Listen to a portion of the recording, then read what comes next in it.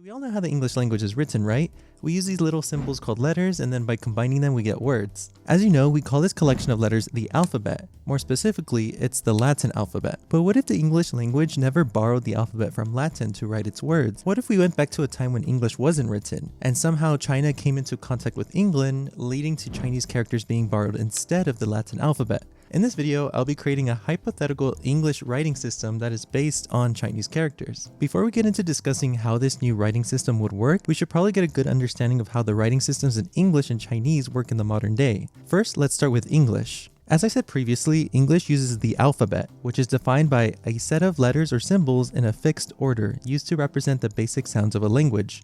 More specifically, we represent every sound using symbols. One of the main benefits of having an alphabet is its simplicity. A person can hear a word, sound out the individual sounds, then write those symbols according to what they heard. Also, one can read a new word and be able to pronounce it just by sounding out the letters. Of course, some languages don't have alphabets that correspond exactly to its sounds, like English, but you're still able to get the general idea of how to pronounce the word without ever having heard it or seen it before. Meanwhile, Chinese uses a writing system that is logographic. In this type of writing system, we are using characters and symbols to represent entire words or concepts rather than just sounds. Now, what does it mean to have an entire symbol to represent a concept? Well, you know how in English we have prefixes such as anti or pre?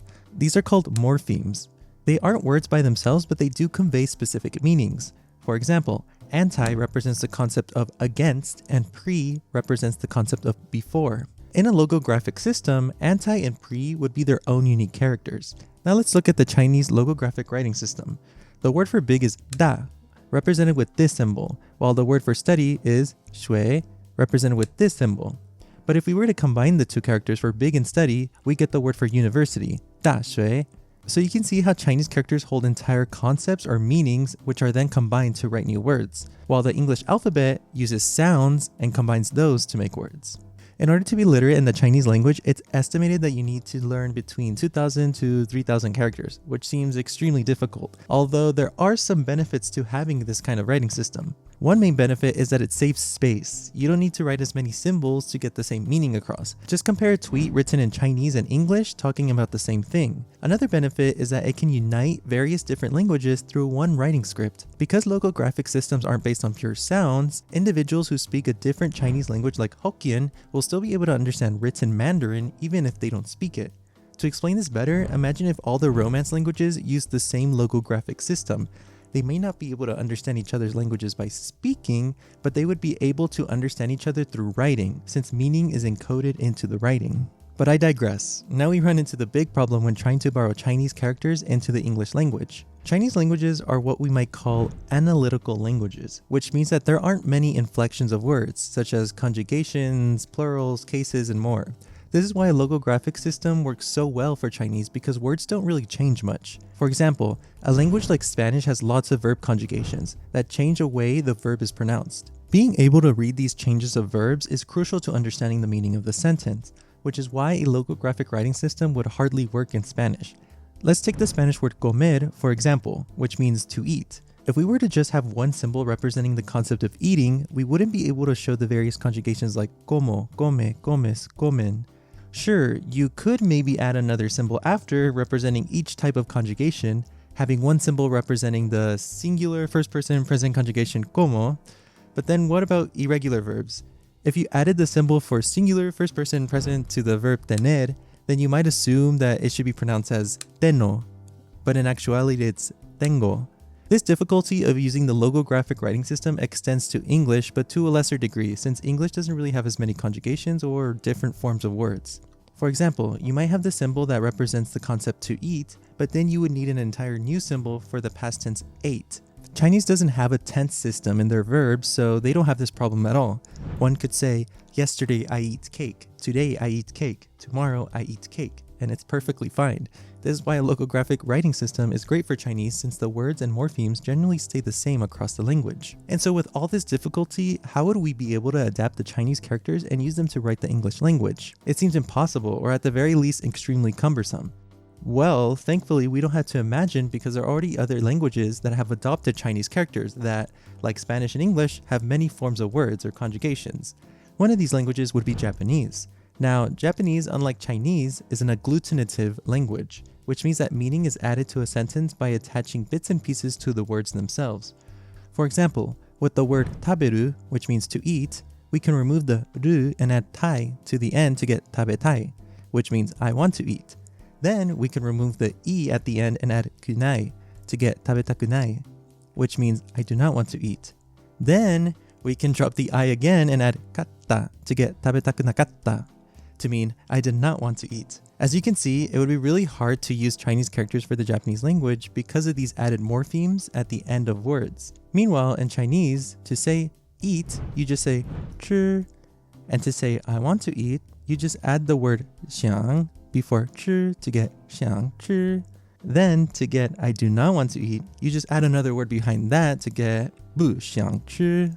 Then to make it past tense, well, there are no tenses, so it would just stay as 不想吃. If you want to make it obvious we are talking about the past, you would just add a word like yesterday to the sentence. No need to change the verb at all. So as you can see, Chinese can easily take advantage of a logographic writing system because you just need to add whole words to a sentence to add meaning. Meanwhile, Japanese needs to change the form of words in order to add the same amount of meaning. So what did the Japanese do? Well, they decided to borrow the Chinese writing system. At first, Japanese wasn't written at all, but rather Japanese individuals would have to learn Chinese in order to write things down. This wasn't really a problem since only rich nobles would be learning to write anyway, so they would be taught Chinese alongside it. However, over time, the Japanese people began to write small diacritic markers to the Chinese text to help Japanese readers decipher it. This was called kanbun. With kanbun, these markers would help Japanese readers rearrange the words in a Chinese sentence to fit the order of Japanese grammar better. To give you an example, take this Chinese sentence here. With kanbun, they would have these diacritics added to them. The character here that means down would move next to the right of the character that means up. So now we get this. Next, the re character means that the two characters need to be switching positions. So now we get this. Then the character with the number 2 would move to where the character for number 1 is. So now we get this. Now we have a Chinese sentence but in Japanese word order. If we were to add the Japanese pronunciations and some missing function words, we would get this. Sohito ni tate to hokoto o hisagu mono ari. Now you can see just how difficult it is to adapt Chinese characters into Japanese. So how did they solve this problem? Well, they created 2 new syllabaries. So now they had hiragana and katakana, which were derived from Chinese characters, but rather than representing meanings, they represented syllables. This way, one could use hiragana and katakana to show the different conjugations of verbs or the different forms of adjectives and nouns more easily. Now, despite these new syllabaries, they did not stop using Chinese characters, which leads us to modern Japanese writing, which consists of a mixture of Chinese characters, which they call kanji, and 2 syllabaries, hiragana and katakana. To give an example, here is a typical Japanese sentence. Tanaka-san wa hon no pasokon de kaitaku nakatta. We still have kanji here that are used mainly for nouns or the first part of the verb. For example, the name Tanaka and the word for book, hon, are nouns, so they are represented with kanji. Meanwhile, the word for computer is written in katakana because although it's a noun, it's a loan word.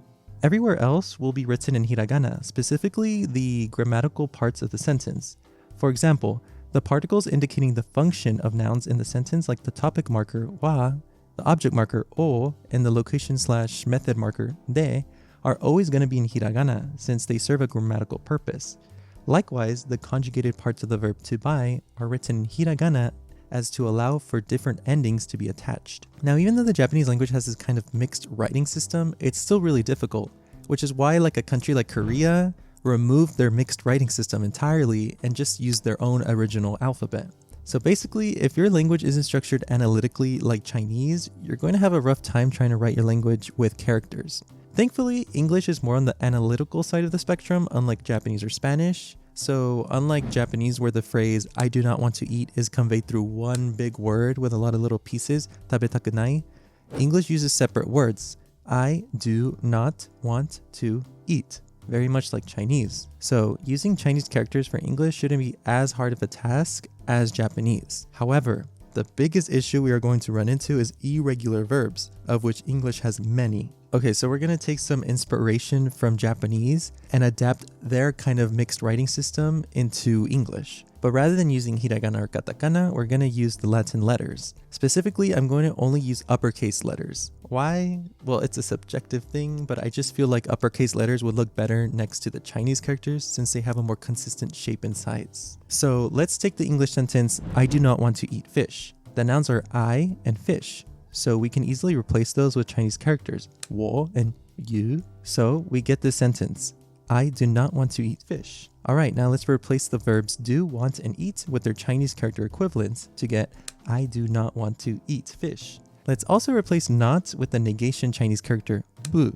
Now all we have left is the word to. Now because this word is serving a grammatical function, let's just keep it the way it is, but make it uppercase. So now we get the sentence, I do not want to eat fish. Now, rather than children learning the alphabet and writing out words according to their sound, children will have to memorize the meaning and pronunciation of every single character.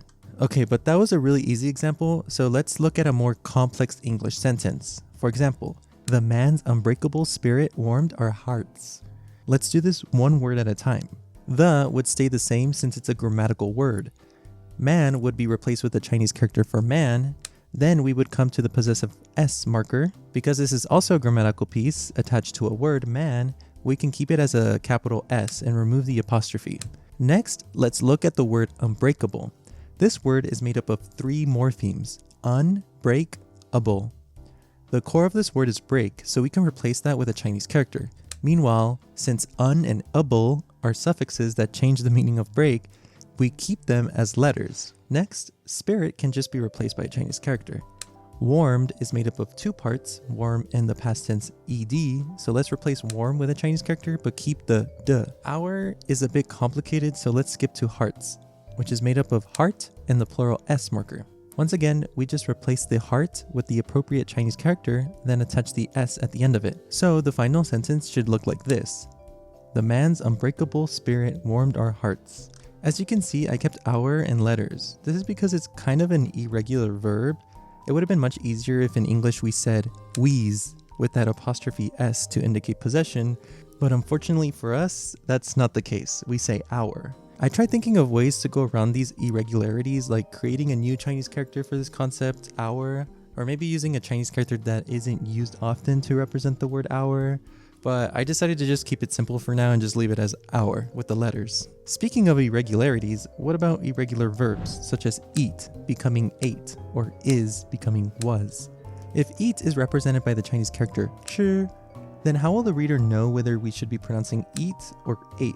I thought of adding an arbitrary D to the end of it as if it were pronounced as eated, but that would just cause confusion. So I decided to just make it the reader's job to understand for context. Now that might seem crazy, but we already have a verb like this in written English, the verb to read. Read can be read as past tense or present tense depending on the context. Because of this, I don't think there will be a huge problem about this, but if you have an idea on how we can handle irregular verb tenses in English using Chinese characters, please let me know in the comments below. Now I'll end the video by translating the intro of the Bee Movie into logographic English. According to all known laws of aviation, there is no way that a bee should be able to fly. Its wings are too small to get its fat little body off the ground. The bee, of course, flies anyway, because bees don't care what humans think is impossible. If you like this video, make sure to hit that subscribe button down below and get more language content just like this. And once again, thank you to my Patreon members for supporting this channel. Thanks to Aspen, Derek, Dylan, Pango, Warden Actual, Zergon, Manrock1, and Michael McNay. And hope to see you in the next one. Ciao!